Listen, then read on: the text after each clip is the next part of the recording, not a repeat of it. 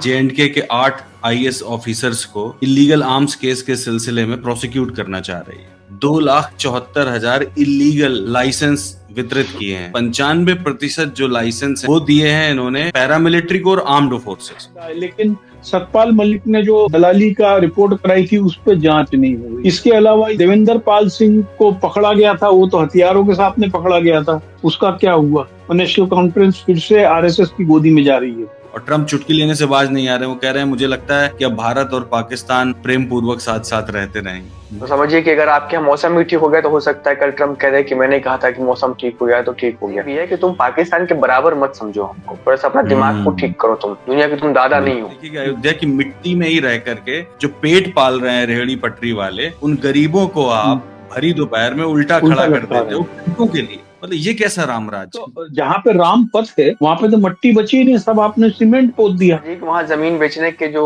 Plot बेचने वाले जो लोग हैं, वो जो ग्राहक तलाश रहे हैं, वो गाजियाबाद, नोएडा, दिल्ली यहाँ से ग्राहक जा रहे हैं क्योंकि वहाँ के लोगों के पास पैसे ही नहीं होता। और वो जो हमारा एक सड़क मंत्री है, केंद्रीय सड़क मंत्री, जो ईमानदारी की प्रतिमूर्ति बना घूमता है, उसने कैसी सड़कें बनाई हैं पिछले 10-11 सालों में सरकार ने, आप देख लीजिए।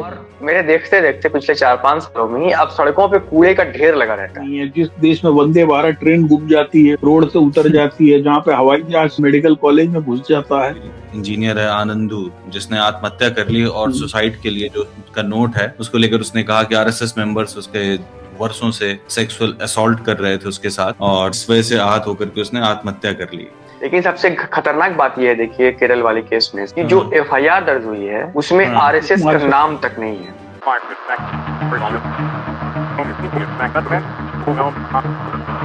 सलाम, नमस्कार, मैं हूं कुणाल पाठक और आप देख रहे हैं द लखनऊ पोस्ट आज का अखबार। इस कार्यक्रम में मेरे साथ मेरे मेहमान हैं लेखक, पत्रकार, विचारक और indiaclimatechange.com के फाउंडर पंकज चतुर्वेदी जी, मेरे दोस्त और देश के जाने माने पत्रकार विश्वदीप।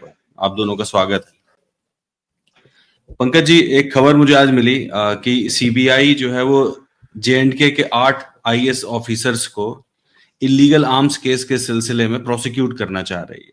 CBI का कहना है कि जो IAS ऑफिसर्स हैं इन्होंने 2014 से 2016 के बीच में 2,74,000 इलीगल लाइसेंस वितरित किए हैं। और सबसे ताज्जुब की बात यह है पंकज जी कि इसमें से 95% जो लाइसेंस है वो दिए हैं इन्होंने पैरामिलिट्री को और आर्म्ड फोर्सेस को।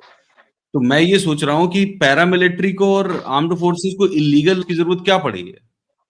होता यह है कि इन्होंने जो पैरामिलिट्री फोर्सेस के लोग हैं उनको आर्म लाइसेंस जारी किए हैं, और उनके जो एड्रेसेस हैं, उनकी जो प्रेजेंट पोस्टिंग थी JNK की, उसके आधार पर उन्होंने कर दिया, इसलिए वो इलीगल हो रहे हैं। क्योंकि होता यह है कि जहाँ पे आपका परमानेंट होता है एड्रेस, जहाँ पर आप पिछले 10 साल से रहते हो, उस एड्रेस के ऊपर ही आर्म लाइसेंस जारी किए जाने चाहिए। ये स्टोरी को जो लोग भी हैं वो पुराना 25, 26, 27 से लेकर 30 तक आर्म्स एक्ट है, उन्होंने उसको पढ़ा नहीं है। देखिए, कश्मीर में ये सब जितने धंधे चौपाटी है ना, ये बहुत पुराने हैं, ये इनकी दुकानदारी है। वहां पे क्या होता है कि जैसे ED का एक बैच गया और दूसरा आया, सॉरी NIA का एक बैच गया और दूसरा आया, तो जो पहले वाले बैच के जो इन्फॉर्मर होते हैं, जो उन सबको वो लोग उठा के बुक कर देते हैं दूसरे वाले। और उस चक्कर में कई बार क्या होता है कि NIA का एक SP भी बंद हो चुका है। और एक शुक्ला जी थे दिल्ली पुलिस के, बच गए थे क्योंकि उनके संबंध है, वैसे भी शुक्ला होते हैं तो आजकल बच जाते हैं। ये कश्मीर में बहुत पुराना धंधा है, लेकिन सतपाल मलिक ने जो दलाली का रिपोर्ट कराई थी उस पर जांच नहीं हुई। इसके अलावा ये है कि देवेंद्र पाल सिंह को पकड़ा गया था, वो तो हथियारों के साथ में पकड़ा गया था, उसका क्या हुआ? तो ये कश्मीर में जितनी चीजें होती ना, ये टोटल इंटरनल पॉलिटिक्स का हिस्सा है, इससे ज्यादा कुछ भी नहीं। पर ये मामला सिर्फ रिपोर्टिंग का नहीं है, ये मामला हाई कोर्ट में चल रहा है, एफिडेविट जमा किए गए हैं और बाकायदा CBI ने जमा किया है और मिनिस्ट्री ऑफ होम अफेयर्स ने जमा किया है। मिनिस्ट्री ऑफ होम अफेयर्स कह रहा है कि आप करना चाहते हैं तो करिए, पर कॉन्क्रीट एविडेंस दीजिए। इलीगल लाइसेंस का कारण ये है कि मैं पर्सनली अपना उदाहरण बताऊं, मेरे पास में 1988 के 3 लाइसेंस है आर्म्स के, वो मेरे घर मध्य प्रदेश के बने हुए हैं। जब वो बनने को आए थे तब मेरा पुलिस वेरिफिकेशन, रेसिडेंशियल वेरिफिकेशन होता है। एक उसके अंदर एक पुलिस का एक वेरिफिकेशन होता है, वो ये बताता है कि ये व्यक्ति अपराधी नहीं है। और दूसरा एक होता है रेवेन्यू का वेरिफिकेशन होता है, वो बताता है कि ये आदमी यहीं का निवासी हो और पिछले 10 साल से यहाँ का निवासी है। इन्होंने अभी क्या किया कि जो जो जो लाइसेंस पे सीबीआई ने आपत्ति की है, वो इसलिए की है, उन्होंने क्या किया कि जो पैरामिलिट्री फोर्सेस के लोगों का पोस्टिंग थी वहां पर, उन लोगों को उनकी जो प्रेजेंट पोस्टिंग थी जे&के की, उस पोस्टिंग के एड्रेस के आधार पर लाइसेंस जारी कर दिए, जो गलत है। अच्छा, तो इसका आपके कहने का मतलब जो ये आरोप लगा रहे हैं इनके ऊपर, आईएएस ऑफिसर्स के ऊपर, तो ये आरोप सही है? आईएएस ऑफिसर ने गलत तरीके से लाइसेंस जारी किए। उनको अपना हक, उनको अपनी सीमा समझना चाहिए था। जब आप लाइसेंस इशू कर रहे हो तो आपको मालूम होना चाहिए था कि दो चीज होती है, एक पुलिस की रिपोर्ट है, दूसरी रेवेन्यू की रिपोर्ट। आपने रेवेन्यू की रिपोर्ट कहां से लेगी कि पिछले 5 साल से यहीं का निवासी? आम प्रैक्टिस है, यही तो कह रहे हैं आप? आम प्रैक्टिस है। आपको बताएं, पूरे देश में, मध्य प्रदेश, उत्तर प्रदेश में आपको हजारों लोग मिलेंगे जिनके आम लाइसेंस नागालैंड से जारी हुए, नॉर्थ ईस्ट से जारी हुए। ये बहुत ही रूटीन वे के बहुत सारे काम है, ये सब होते रहते हैं। कोई इन्हें गलत है ये? कागज के हिसाब से तो बिल्कुल, कागज के हिसाब से तो बद्री महल में जितनी बंदूकें रखे हुए थे भैया राजा, वो भी इलीगल था आर्म्स एक्ट के अकॉर्डिंगली, तो वो तो ब्लंडर था। यहाँ तो ये है कि बेचारा बीएसएफ सीआरपीएफ के लोगों को हथियार दिए गए। बिल्कुल।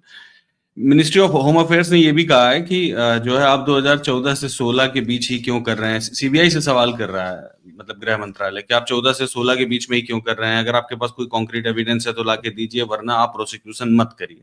गृह मंत्रालय ये भी कह रहा है इसमें। खैर, जाहिर है वो तो यही कहेगा, जाहिर है यही कहेगा कि इतने सारे पैरामिलिट्री फोर्स के लोगों को अंदर थोड़ी कर देगा यार, है ना।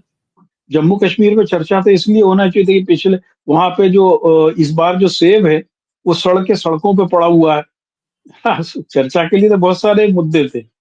बिल्कुल, चर्चा के लिए तो वहां की पॉलिटिक्स भी है कि किस प्रकार से नेशनल कॉन्फ्रेंस के रिश्ते कांग्रेस से वहां पे खराब हो गए और नेशनल कॉन्फ्रेंस फिर से आरएसएस की गोदी में जा रही है। मुद्दे तो बहुत सारे हैं कश्मीर में चर्चा करने के। जी जी। विश्व दीपक, ये आपने खबर देखी होगी गजा सीज फायर को लेकर के, तो भारत की लोकेशन कुछ ऐसी नहीं लग रही है आपको जैसे भारत बेगानी शादी में अब्दुल्ला दीवाना टाइप का हो? मतलब प्रधानमंत्री तारीफ कर रहे हैं कि मतलब ट्रंप का एफर्ट ठीक था, जो ग्लोबल एफर्ट है वो ठीक है, खासकर ट्रंप की बहुत तारीफ कर रहे हैं, और ट्रंप चुटकी लेने से बाज नहीं आ रहे हैं। वो कह रहे हैं मुझे लगता है कि अब भारत और पाकिस्तान प्रेम पूर्वक साथ साथ रहते रहेंगे। वो चुटकी लेने से बाज ही नहीं आ रहा। हाँ बिल्कुल, हमने देखा। और बेसिक शर्म एल शेख में कल जो एक समिट हुई, पीस समिट जिसको कहा जा रहा है, पीस समिट, अब इसमें कितनी दिन तक पीस बनी रहेगी ये देखने वाली बात होगी। ठीक है। और ट्रम्प साहब की जो क्रेडिट लेने की जो आदत है, फितरत है, मतलब आदत नहीं बल्कि इनको फितरत है, तो हर जगह में हर चीज के लिए क्रेडिट लेते हैं। हाँ, तो समझिए कि अगर आपके यहाँ मौसम भी ठीक हो गया तो हो सकता है कल ट्रम्प कह दे कि मैंने कहा था कि मौसम ठीक हो गया, तो ठीक हो गया, है ना। तो वो बिल्कुल जो जो प्रोग्राम था, जिस तरीके से वो कोरियोग्राफी की गई थी उस प्रोग्राम की, और एक एक चीज फिक्स की गई थी, ऐसा लगता था कि ट्रम्प को हेल करने के लिए किया गया है। बिल्कुल वहां पे केवल Trump Trump Trump Trump Trump दिखाई पड़ रहा था। कैसे बात कर रहे थे ट्रम्प, यूके वाले को ऐसे बात कर रहे थे। फिर I would like to invite ये शहबाज शरीफ ऑफ पाकिस्तान, क्या बोला फिर, बोला कि the Munir is my favourite field marshal. ठीक है ना। मतलब बेसिकली वो ऐसा लगता है कि मतलब एक दादा है जो जिसने सब लोगों की क्लास बुलाई है और सबको बुला के सबकी क्लास ले रहा है कि तुम ये करो, तुम ये करो, तुम ये करो, तुम बहुत अच्छे हो, तुम बहुत बुरे हो, हाँ हाँ तुम बहुत अच्छे लड़के हो, ठीक, अच्छा काम कर रहे हो, मैं देख रहा हूँ तुमको, इस टाइप से। और जहां तक बात है हिंदुस्तान की, तो ठीक है, मुझे लगता है कि हिंदुस्तान ने बहुत अच्छा फैसला किया कि मोदी साहब नहीं गए, और ना ही उन्होंने किसी बड़े नेता को भेजा, एक स्टेट लेवल के, मतलब स्टेट मिनिस्टर को भेजा उन्होंने, एमएओस को भेजा उन्होंने। बहुत अच्छा, एक अच्छे समझदारी भरा फैसला था, क्योंकि ये जो वहां पे जो ये तमाशे चल रहे थे उसमें शामिल होने का कोई मतलब नहीं था। और शहबाज शरीफ के को पाकिस्तान के पक्ष में अमेरिका ने क्या किया है ये पता ही है सबको। तो मेरे ख्याल से भारत का फैसला बहुत अच्छा था, और एक तरीके से ये ट्रम्प को उसकी हैसियत बताने वाला भी फैसला था। तालिबान के साथ डील कर रहे हैं हम, बिल्कुल। और जी। वहां नहीं जा रहे तुम्हारे बुलाने पर। मोदी साहब पहले भी नहीं गए थे व्हाइट हाउस में उसके बुलाने पर। तो ये उसको हम्म उसको ये बताने का मैसेजिंग भी है कि तुम पाकिस्तान के बराबर मत समझो हमको, थोड़ा सा अपना दिमाग को हम्म ठीक करो, तुम दुनिया के तुम दादा नहीं हो। उस हिसाब से ये एग्जैक्टली। ठीक फैसला मैं मानता हूँ इसको। जी जी ठीक है, बस ठीक ये जी रहा पंकज। कि वहां पे शहबाज हम्म शरीफ और ट्रंप दोनों ने फिर से रिपीट किया कि हम्म भारत पाकिस्तान का जो युद्ध विराम है वो ट्रंप ने कराया ट्रम्प। था। ट्रंप ने खुद ने भी बोला और शहबाज शरीफ ने भी बोला। बहुत बढ़िया। शहबाज शरीफ के भाषण के हिस्से में भी आई, हाँ बिल्कुल। वो तो है ना। ऐसा लग रहा था कि मतलब वो इतनी फ्लैटरिंग कर रहा था शहबाज शरीफ, ऐसा लग रहा था गिर जाएगा, मतलब बेहोश हो जाएगा, इतना खुश था, मतलब इतनी फ्लैटरिंग कर रहा था, इतने अच्छे से शब्द बोल रहा था वो, फिर लगा वो बोल ही नहीं पा रहा वो। पाकिस्तान समस्या ये है ना, बिल्कुल। देखो अब वो जी पठानों से लड़ रहे हैं। अफगानिस्तान जो हाँ है पिछले 200 साल से जो युद्ध लड़ रहा है, जिसने रूस को भी कूटा और अमेरिका को भी पीटा, नाटो की पूरी फौज को खदेड़ दिया, अब उनसे यदि पाकिस्तान भिड़ रहा है तो अब उसको कुछ ना कुछ तो कहीं ना तो आसरा चाहिए ना। भाई उसके बाद कौन सा आसरा है? उसके पड़ोस में ईरान उसका समर्थन करेगा नहीं अफगानों के खिलाफ। भारत बिल्कुल। ने अपनी गोद में बिठा लिया है तालिबान को। वो जो सही डिसीजन है वो एक बहुत बड़े लोग सोचे, लेकिन अभी तो फिलहाल यही है। तो पाकिस्तान के पास हम्म में कौन बचता है? पप्पा हम्म ट्रम्प, है ना। और उस पगलेट को तो कुछ न कुछ चाहिए ही चाहिए, तो, बिल्कुल ठीक बात है है ना। पंकज जी। देखने की बात यह है कि पीस कितने दिन तक ये स्थापित पीस बनी आबादी में रहती पीस है। बनी रहेगी। बिल्कुल पॉइंट की बात ये है। बिल्कुल बिल्कुल। बिल्कुल, जिस जिस लेवल का डिस्ट्रक्शन हुआ है, जिस लेवल का असंतोष होगा वहां पर, उसमें पीस बनाए रखना तो असल में नागरिकों का काम है ना। तो वहाँ नागरिकों से ज्यादा ये नेतन्याहू की जो लोकल पॉलिटिक्स है, ये जो हम्म 20 लोग रिहा हो गए, वो नेतन्याहू को एक प्रकार से राजनीतिक जीवन दान देने के लिए, यदि वहां से लिक्विड पार्टी जो वहां की हट जाती है तो उसके बाद में वहां पर ट्रम्प को भी दिक्कत होगी। क्योंकि अब तो इसी देखिए ना, मिडिल ईस्ट जो है बिजनेस का बड़ा घराना बना हुआ है। अभी रिकंस्ट्रक्शन ऑफ गाजा कितने हजार करोड़ डॉलर का प्रोजेक्ट है, तो कौन बिल्कुल। करेगा?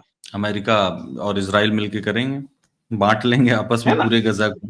बिल्कुल। है ना। और जो हमारे लेबर है वो हमारे यूपी से जा ही रहा है इजराइल के लिए। यूपी से जा रहा है तो बिल्कुल। और यूपी में अलग ही कहानी चल रही है। आप देखिए कि यूपी में इस बार दिवाली में तय किया प्रशासन ने कि 26 लाख दिए जलाएंगे। यहाँ तक तो ठीक ही था। अब इसके बाद पंकज जी 3 पैकेज इन्होंने शुरू किए। एक राम ज्योति पैकेज है, एक सीता ज्योति पैकेज है, एक लक्ष्मण ज्योति पैकेज है। मतलब पैसा मतलब वसूलने की स्थिति है। राम क्या ज्योति है पैकेज इसमें? के तहत राम ज्योति पैकेज के तहत आपसे 2100 रुपए लिए जाएंगे। ठीक है। 2100 रुपए और का। 2100 रुपए लिए जाएंगे, और इसमें आपको देश में और विदेश में हर जगह जहां पर भी आप चाहेंगे आपके पोस्टल एड्रेस पर कुछ सामान भेजा जाएगा, जिसमें रोली होगी थोड़ी सी, कुछ जो पवित्र जल है सरयू का वो होगा, अयोध्या की मिट्टी होगी थोड़ी सी, रामदाना होगा, मिश्री होगी, और रक्षा सूत्र होगा, हनुमानगढ़ी के लड्डू होंगे, और छोटी छोटी पादुकाएं, राम भगवान की छोटी छोटी पादुकाएं होंगी। और इसके अलावा इसका प्रो वर्जन जो है उसके तहत आपको access to virtual tour of Ayodhya मिलेगा। ऐसा ही पैकेज सीता ज्योति पैकेज है जो रसोई 1100 को रुपए लेकर का है, और लक्ष्मण वाला पैकेज है जो 501 रुपए का है। मेरा सवाल ये है कि अयोध्या की मिट्टी दुनिया भर में भेजी जा रही है पंकज जी। अयोध्या की मिट्टी में ही रह करके जो पेट पाल रहे हैं रेहड़ी पटरी वाले, उन गरीबों को आप भरी दोपहर में उल्टा उल्टा खड़ा कर लटका देते रहे हो हैं। घंटों के लिए। मतलब ये कैसा राम राज्य? एक तरफ आप मिट्टी पूरी दुनिया में भेजना चाहते हैं, हिपोक्रेसी है बिल्कुल। दुर्भाग्य है ये। जो रामराज की परिकल्पना है, जो हम हम्म गोस्वामी तुलसीदास से ही सुन लें, तो रामराज की कल्पना में तो ये था नहीं। ये नहीं, ये तो जो कल हरकत हुई है वो तो लंका नगरी निश्चर वासा यहाँ कहाँ करे सज्जनपुर वासा टाइप हुई है। भाई आपको यदि राम पथ के ऊपर रेहड़ी पटरी नहीं लगवानी है, आई डू एग्री विथ, इसमें कहीं कोई शक नहीं, ऐसा होना चाहिए। तो उनके लिए आप एक वेंडर जोन बना दो। लेकिन गरीब आदमी का पेट काट के आप केवल गुजरातियों की दुकान चलाना चाहते हो, तो ये तो उचित नहीं है। और वहां की मिट्टी की तो बड़ी कीमत है, क्योंकि वहां की जमीन की कीमत इतनी बढ़ गई है। वो तो, वो हम्म मेरे हिसाब से इंडियन एक्सप्रेस ने 1-1.5 साल पहले जो रिपोर्ट की थी जिसके अंदर किस किसने जमीनें खरीदी, फिर उस पर चर्चा ही नहीं हुई, कभी चर्चा नहीं हुई, सही बात है ना। क्योंकि है। वो तो वहां की मिट्टी तो पावन हो ही जाती है, जिसके रेट बढ़ जाते हैं वो तो पावन हो जाती है। क्योंकि अब तो जहां पे राम पथ है वहां पे तो मट्टी बची ही नहीं, सब आपने सीमेंट पोत दिया। ये तो है। मट्टी कहाँ बच रही है राम राजा की नगरी में? अब तो 12-14 किलोमीटर दूर आपको मट्टी मिलेगी शहर से। भाई जो बिल्कुल। राम पथ भी है, अगर आप वहां गए होंगे तो आपने देखा हम्म। होगा कि वो कहने को बस राम पथ है, ठीक है। इन्होंने बेशक उसमें थोड़ी सी कंक्रीट बना दिया है, वहां पे लाइटें वगैरह थोड़ी हम्म, फैंसी लगा दी है, स्ट्रीट बल्ब वगैरह ठीक जलते हैं, रात को बंद नहीं होता, अंधेरा नहीं होता है। लेकिन अगर आप हम्म। उसकी हालत देखिए आप, तो आपको रोना आएगा। अथाह भीड़ होती है दुकान वहां पथ है पर। वो, बिल्कुल दुकान पथ है, वहाँ छोटी दुकान छोटी पथ। दुकानें हैं, टूटे फूटे घर हैं, थोड़ा उन्होंने सामने से सजा हम्म, दिया है। जरा सा अंदर गली में हम्म। झांक करके देखिए, आपको आपको मतलब तकलीफ होगी। इतना गंदा है, इतना धूल धूसरित है, इतना हम्म। मतलब वहां पे भीड़ है कि हम्म। जिसको ना वो समेट सकता है ना उसको वो कंट्रोल कर सकता है। वो शहर शहर है ही नहीं, वो क्या है, छोटा सा कस्बा भी है, मरा हुआ सा कस्बा है वो। और वहां राम के नाम पर, जैसा पंकज जी कह रहे थे, कि जमीन की लूट चल रही है। हम्म। और अब तो नगर निगम बना दिया उसको, हम्म। अयोध्या और नगर जो वहां निगम पे हो गया है भाई। हाँ, इधर नगर निगम हो आप गया। ये समझिए कि वहां जमीन बेचने के जो प्लॉट बेचने वाले जो लोग हैं, हम्म।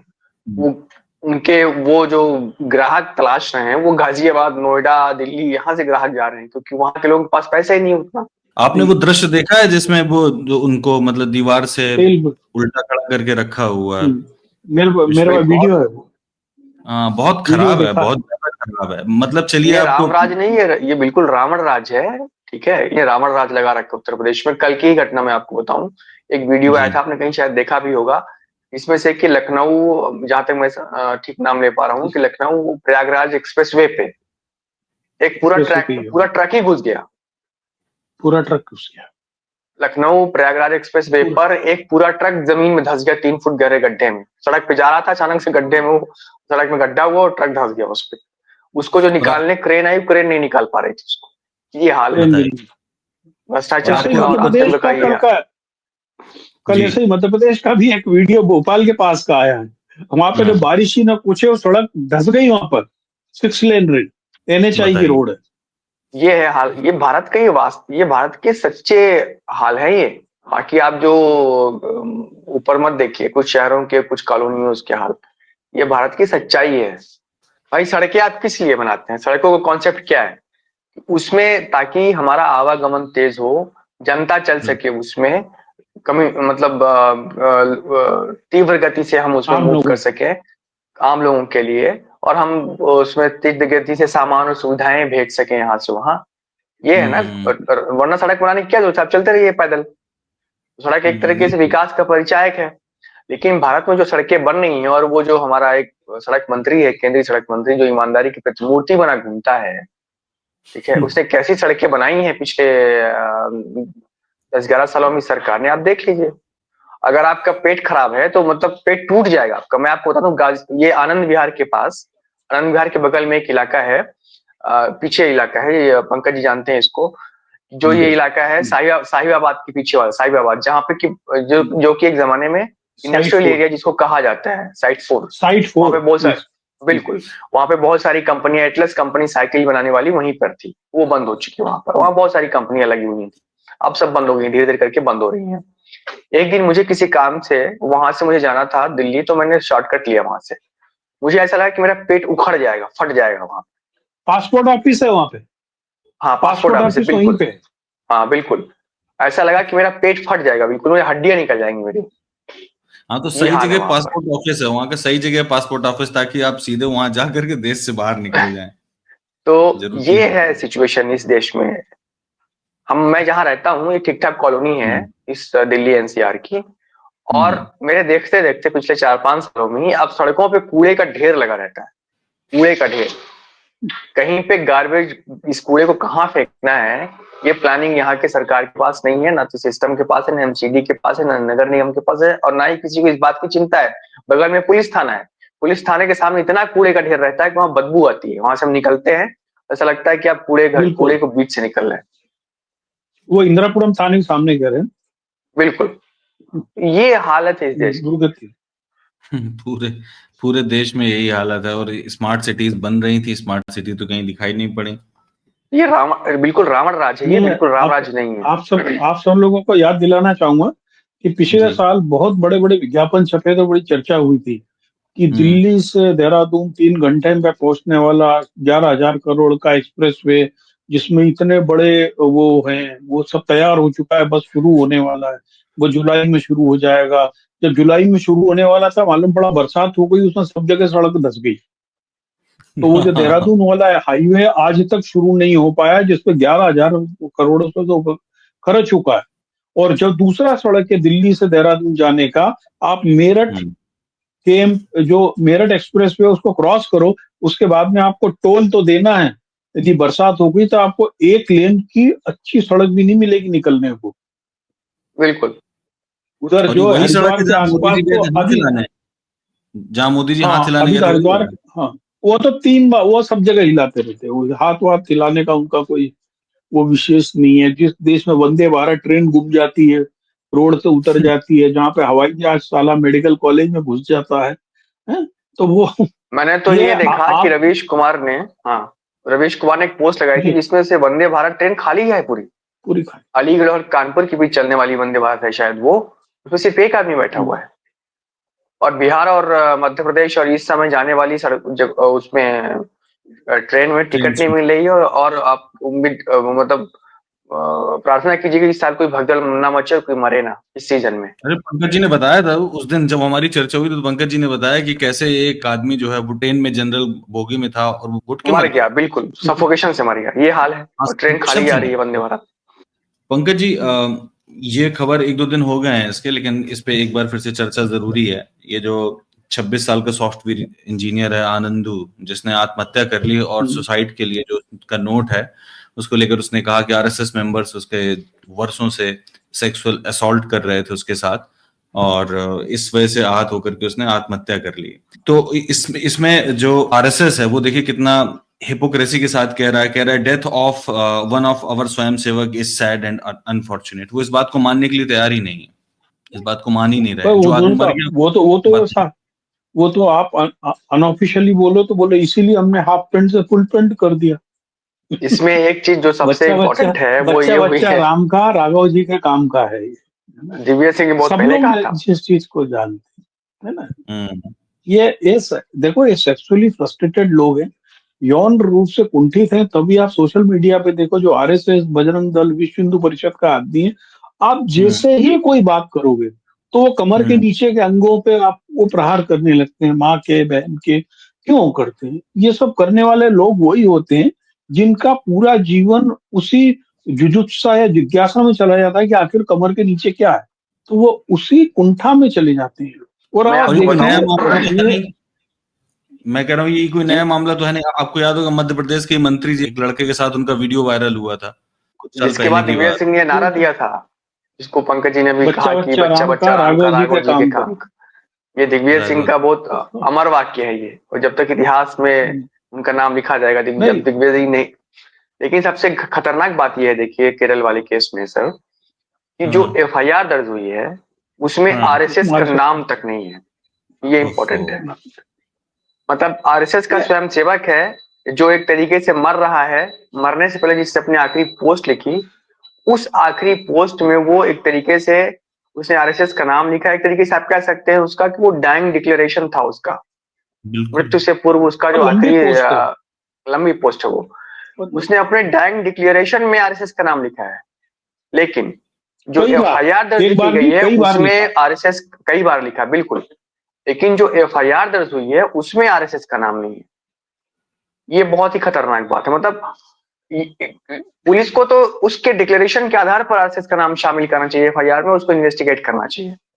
स्टेट पुलिस पर क्या कर रही है? वहां तो भाजपा की सरकार नहीं है। लेकिन लेकिन आपको ऐसा पता नहीं, केरल में बहुत सारे ऐसे मामले आए, देखते रहते हैं कि जिसके अंदर मालूम पड़ता है कि आरएसएस को बचाने का काम वामपंथी सरकार करती रही। बिल्कुल अभी मैं एक बिल्कुल, पुराना पुराना मामला देख रहा था, सच बात है।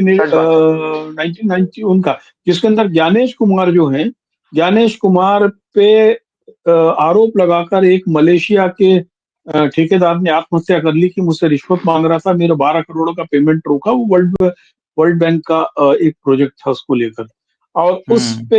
उस पे भी ज्ञानेश कुमार के खिलाफ क्या जांच हुई क्या नहीं हुआ इसका कोई रिकॉर्ड नहीं है। उस समय भी वहां पर यही लेफ्ट फ्रंट की सरकार थी और फिर यही ज्ञानेश कुमार अब आपके कपाल पे बैठे हैं SIR लेके। उस समय वहां पे PWD सेक्रेटरी थे ये, क्योंकि ये 1988 केरला बैच का ही ऑफिसर है ये।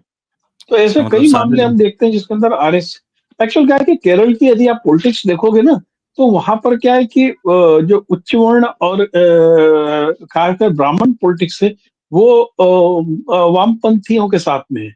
और जो जो ST और माइनॉरिटी पॉलिटिक्स है वो कांग्रेस यानी UDF के साथ है, वहां दूसरा गणित है थोड़ा सा। तो यही देखिए बंगाल में हुआ था। बंगाल में जो पूरा कम्युनिस्ट पार्टी का भद्रलोक था वो पूरा सफेद धोती वाला हो गया था, है ना। बंदोपाध्याय चट्टोपाध्याय से शुरू हो गया तो वो कब धीरे से खिसक के उन्होंने भूरी पतलून पहन ली मालूम ही नहीं पड़ा। पहले तो अब क्या होता था कि खाकी नेकर पे आप अलग दिख जाते थे, भूरी पतलून में आप आम आदमी की भीड़ में शामिल हो जाते हो, अब तक काली टोपी न लगाओ सिर पे तो। और वो लगाते नहीं है, वो तो बंदी कर दिया पब्लिक में लगाना। लेकिन अब बताइए, मतलब ये तो बड़ी अजीब बात है कि FIR में RSS का नाम तक नहीं है, जबकि RSS मानता है कि वो उन्हीं का कार्य करता है और वो उसका डाइंग डिक्लेरेशन ही माना जाना चाहिए। बिल्कुल सही बात है, ये तो किसी नहीं, भी कोर्ट ऑफ लॉ में RSS के जो स्टेटमेंट्स आए हैं उसमें भी विरोधाभास है। उसने थर्सडे को सुसाइड किया, उसके बाद RSS ने कहा कि ये डिप्रेशन से गुजर रहा था, एंजाइटी से गुजर रहा था और ये मतलब स्ट्रिक्ट पर्सनालिटी थी, इसको स्किज़ोफ्रेनिक था, तमाम तरह के उसके ऊपर आरोप लगाए कि मानसिक रूप से बीमार था। और इसने RSS से बहुत पहले संबंध खत्म कर लिया था। मतलब कहने का मतलब ये है, RSS ये कहना चाह रही थी क्योंकि वहां पे तो कोई मेंबरशिप होती नहीं है, आप उसके कार्यकर्ता होते भी और नहीं भी होते हैं, तो जब चाहे तब आपसे वो संबंध तोड़ सकते हैं। तो जैसा कि उन्होंने बाकी लोगों के इतिहास गवाह इस चीज का, उन्होंने कहा कि उसने हमसे संबंध विच्छेद कर रखे थे और वो मानसिक रूप से बीमार था, पहले उन्होंने ये कहा, है ना। और आज अच्छा उन्होंने एक चीज और कही वहां के लोकल लीडरशिप ने, उसकी बहन का किसी मुस्लिम से अफेयर चला था, जिस बात को लेकर के भी वो परेशान था। वो मतलब इसको ये भी कलर दिया गया और आज ये कह रहे हैं कि हमारे जो है स्वयं सेवक की डेथ हुई है और ये अनफॉर्चुनेट है, इसकी जांच होनी चाहिए। अलग अलग बातें कर रहे हैं, इसका मतलब कुछ ना कुछ दाल में काला है। लेकिन ये बात कभी पता नहीं लग पाएगी जब RSS का नाम ही नहीं FIR में, तो क्या पता लगेगा कौन लड़ाई लड़ेगा। जब राज्य सरकार ही ने लड़ना चाहती, जो कि भाजपा की सरकार नहीं है, इसके बाद भी लड़ाई नहीं हो पा रही, तो लड़ाई कौन लड़ेगा? वो तो लड़का मर ही गया बेचारा। बिल्कुल ठीक है पंकज जी, विश्व दीपक, इस कार्यक्रम को यही ठीक है, इस चर्चा को बिल्कुल।